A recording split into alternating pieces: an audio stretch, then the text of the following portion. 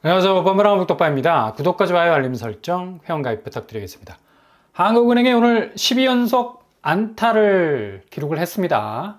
무슨 야구 경기한 것도 아니고 그야말로 금리 부분에 대해선 매파적인 발톱을 계속 드러내고 있는 건데, 당초 시장에선 한은이 최소 10월에는 금리 인하를 하지 않을까라는 예상으로 오늘 금통위 분위기가 이런 분기점을 만들 수 있는 비둘기적인 발언들이 폭포수처럼 쏟아질 것으로 예상을 했지만, 의외로 상당히 신중한 입장들이 랠리를 이루는 것으로 보여졌죠.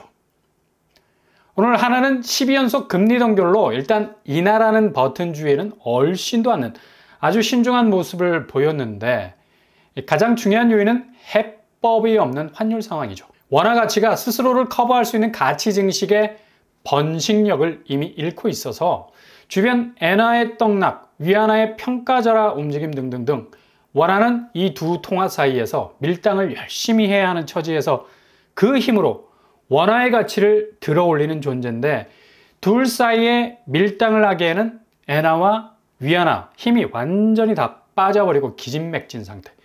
그러니 무슨 밀당을 하겠습니까? 애초에 그냥 열심히 보유한 달러를 태워서 얼어붙지 않을 정도의 훈훈한 환율 분위기만 기본적으로 만들어야 하는 상황이라서 앞으로 이렇게 잡히지 않는 환율 정국이 지속이 될 텐데, 당연히 굳어있는 환율은 물가를 자극하게 될 거고요.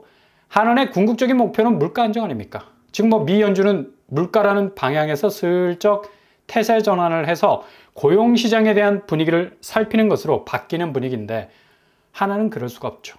어찌됐든지 간에 급변하는 환율 자체의 변동성이 가장 큰 이슈일 수밖에 없기 때문에 이렇게 기준금리 동결 12회 연속으로 간 것 같고, 이러한 움직임은 거의 동결 기간을 1년 5개월 21일을 넘어버리는 이 초유의 기간이라는 기록을 경신하게 됐고요. 아마도 역대 최장 기록이 될 것 같죠. 그만큼 지금 시장에서 기대하는 금리 인하 모드는 그닥 현실적이지 못하다는 것을 반증하고 있는 부분이 될 것 같습니다. 그리고 어제 한국은행이 금융동향 보고서에서도 밝혔듯이 6월 주택담보대출 증가폭이 6조 3천억, 작년 8월 이후 10개월 만에 가장 큰 추이를 보이고 있는 건데, 아마도 한은 내부에서도 충격이 컸던 걸로 압니다. 그러니 당연히 오늘 금통위 분위기가 금리 인하라는 키워드를 내기에는 너무 상황이 하드하게 돌아간 거죠.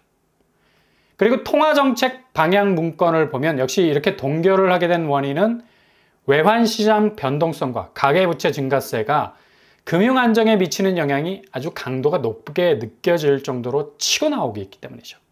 문건에서도 정확하게 한은의 부담을 밝히고 있는 건데, 이창용 총재도 이례적으로 상당히 매파적인 발언을 내놨어요. 금리 인하 시점에서 위험 요소가 너무 많다라는 거. 일단 불확실성을 내세운 건데 덧붙여서 상당 시간이 걸릴 수도 있다라는 의견까지 내놨습니다.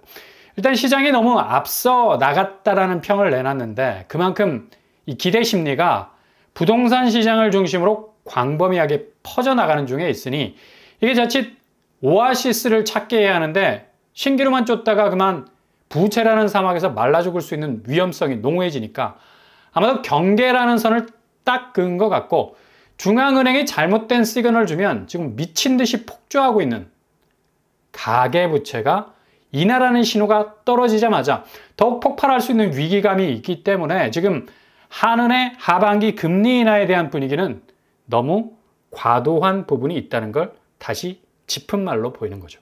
이렇게 지금 한은의 입장도 되게 신중할 수밖에 없다는 얘기입니다.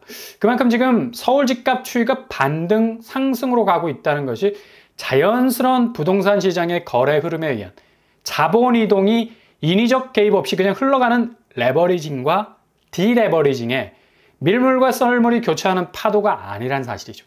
그냥 인공적인 댐과 같아서 가득그득 인위적으로 조성된 자금을 특례 대출 수문 개방을 통해서 어느 정도 거래를 간신히 튀어놓은 상황이기 때문에 급속도로 금융 환경이 바뀌게 된다면 얼마든지 주택시장은 다시 경색될 수 있는 가능성 크다는 것을 복선으로 깔고 하는 말이죠.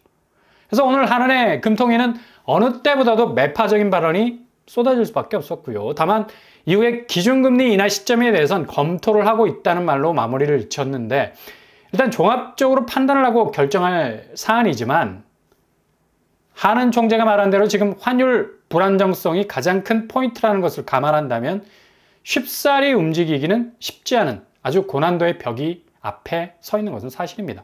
이로써 국내 금리 인하 기대는 그냥 찬물을 싹 끼얹은 것 같은 분위기로 흘러버린 것 같은데 이게 단지 한은의 움직임만이 아니란 얘기죠.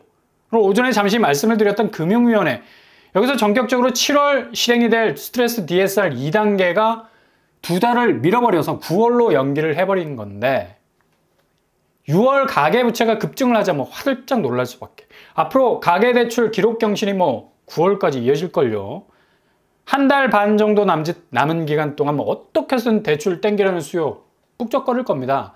스트레스 DSR 2단계 가상금리 피하려고 급증하는 추세를 보일 건데 그러니 뭐 금융위에선 전세대출까지도 DSR에 포함할 것을 계획 중에 있죠. 동시에 금감원에서도 DSR 시뮬레이션, 시중은행으로 하여금 미리 돌려보게 하는 방향으로 지금 어떻게 해서든 대출 추세를 꺾어보려 하지만 기본 열려있는 문이 신생아 특례대출과 스트레스 DSR 2달 연기야. 아니 이렇게 뒷문이 활짝 열려있는데 아무리 뭐 사람들 막으려 해도 비상 통로가 있는데 무슨 소용이 있겠습니까? 그냥 그대로 대출 수요는 우회로 필요 없이 대로가 딱 눈앞에 놓여 있는데 바로 엑셀 밟고 속도를 무진장하게 낼 수 있는 하이패스 구간이 열려 있다는 얘기죠.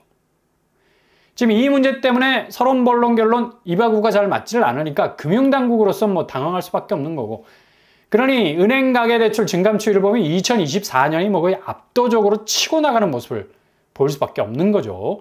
앞으로 2달 상간이 뭐 가장 큰 고비가 될 것으로 보이고, 국민, 신한, 하나, 우리 농협 6조 3천억이라는 6월 한 달간의 주담대 증가액 어마무시합니다. 정말 터져도 크게 터질 것으로 보이고요.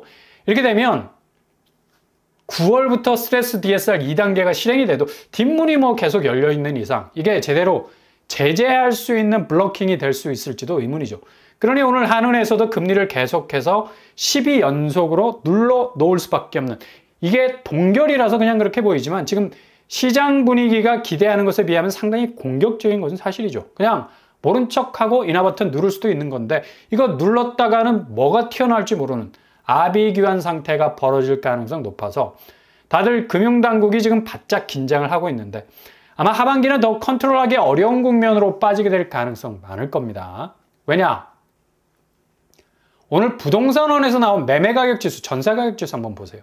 일단 매매가격지수 들여다보면 다시 지난주 0.20보다 0.24가 오른 것으로 나타나고 있습니다. 소폭소폭 오르기는 하는데 뭔가 지지부진한 느낌이 들어요. 이거 지금 계속해서 야금야금 밀어올리는 기저의 힘이 뭘까요? 당연히 지금껏 말씀드린, 그리고 금융당국이 제일 우려하고 있는 대출의 힘입니다.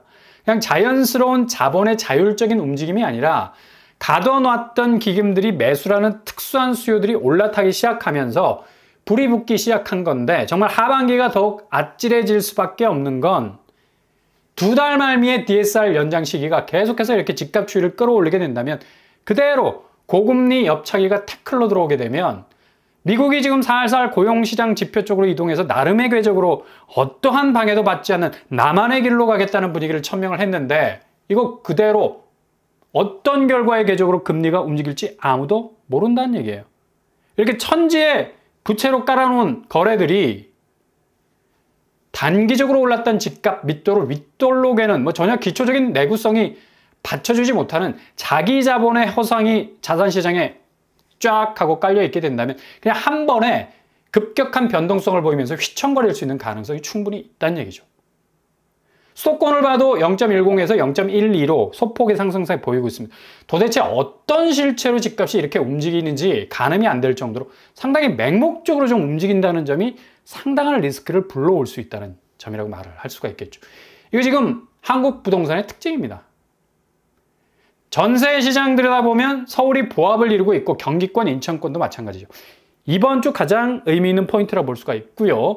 이제 전세가가 서서히 브레이크를 밟고 있다는 것. 거의 모든 곳에서 전세가가 오른 곳이 없을 정도로 보합으로 가고 있는데, 이거 곧 앞으로 매매가도 고스란히 영향을 받게 될 거란 얘기죠. 마냥 오르는 추세로만 가지 않는다는 얘기. 지금 분상제 아파트 9억 이하 아파트가 10만 명이 넘는 사람들로 계속해서 북적이고 있는데, 이거 7월 들어서 본격적으로 매매 시장에 대한 손절이 이어지는 분위기 확산이 되는 조짐이 분명하고 다음 주 지표가 아주 의미 있게 나오지 않을까 예상이 됩니다. KB 시세 보면 이걸 확실하게 알 수 있죠. 서울 아파트 매매 가격 지수 여기는 지난주 0.11에서 0.09로 상승폭이 둔화되고 있어요. 그러니까 이번 주 부동산원에서 나온 전세 가격 지수의 분위기를 그대로 매매 가격 지수가 반영을 하고 있다는 거고 분양시장의 분상제 아파트 과열 현상이 그대로 녹아있는 지표라 볼 수가 있겠죠. 그리고 전세 가격 지수 들여다보면 지난주 0.16에서 0.17로 거의 뭐 개미 눈곱만큼 상승하는 걸 볼 수가 있죠. 상승이라고 말하기에도 뭐할 만큼 거의 오늘 부동산에서 나온 전세 가격 지수만큼 보합 수준의 모습을 그대로 그리고 있다는 걸 볼 수가 있습니다. 이게 지금 주변 분위기가 대세 상승이라는 말을 갖다 붙이기에는 너무 협소한 흐름을 가지고 있다. 이번 주 들어서면서 서울 대세 상승이라는 보도 내용 거의 사라지고 있어요. 불장이라는 말도 살짝 고개를 수그리고 있는 것으로 보이고요. 이제 서서히 집값이 다시 녹아내리고 있다는 얘기입니다. 이거 분위기만 딱 봐도 그냥 본능적으로 느낄 수 있는 부분인데 금융당국이 이렇게 날이 설 정도로 대응을 하고 있다는 건 지금 단기적인 집값 추이가 한여름밤의 꿈이었다는 걸 반증해 줄 수도 있고 아무래도 영끌 아파트들은 굉장히 가슴이 웅장해지는 시기를 거치고 있을 건데 여러모로 조심을 하셔야 될 겁니다. 자칫 잘못 물리면 그냥 금융환경이 완전히 이젠 유전인자가 달라. 제롬 파월이 오늘 새벽에 뻗팅긴 거 한번 보세요. 우리 건들지 마라. 독립적인 판단으로 11월 대선과 상관없이 우리 길을 가겠다. 이것만큼 무서운 선언이 어디 있습니까? 한은 역시도 동결로 가면서 너무 시장 기대 심리가 과도하다라는 입장도 내놨죠. 결코 만만치 않은 하반기 집값 상황이 펼쳐지게 될 것은 뻔합니다. 그러니 조심조심 잘 준비하고 캐치하실 수 있기를 바랍니다.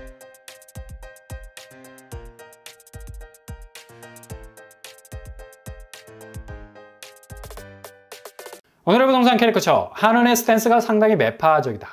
금리 인하라는 말을 기대했지만 돌아온 건 매파적 발언. 너무 시장의 기대가 과하다. 결국 올해 기준금리 인하는 물 건너갈 가능성 높다. 불과 올해 4개월밖에 남지 않은 상황이죠. 이 안에 환율 상황이 변할 것 같습니까? 더 하드해질 전망인데 어떻게 시장의 기대대로 내릴 수가 있겠습니까? 오늘 집값 추이도 뭔가 분위기 쎄하게 돌아가는 게 보이고 물론 뭐 이걸 무진장 올랐다고 뭐 떠드는 사람들 많겠지만 아무튼 꺾였다는 느낌이 쎄하게 오게 하는 그런 금융권의 움직임도 심상치 않은 요즘이 되겠습니다. 올동원합니다. 항상 여러분의 길이 꽃길만 되실 수 있길 바랍니다. 이상 로바브라 복덕발 마치겠습니다. 구독과 좋아요 부탁드립니다. 감사합니다.